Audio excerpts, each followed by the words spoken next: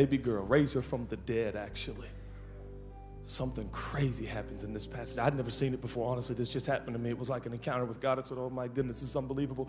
He's on his way to heal a 12-year-old, but in the meantime, a woman with a 12-year-old issue comes from behind him, and she's a lawbreaker.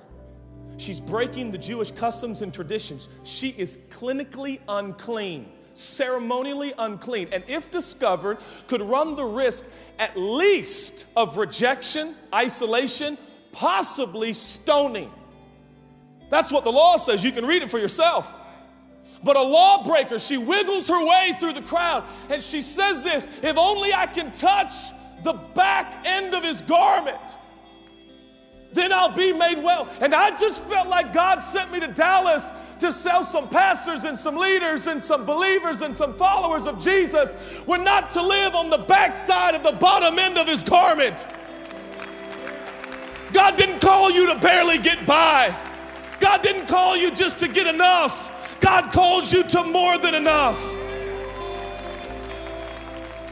She came from the backside. She was just happy with the back edge of his garment. And she touched it, and sure enough, she got the one thing she was after. But Jesus, it wasn't just about a healing.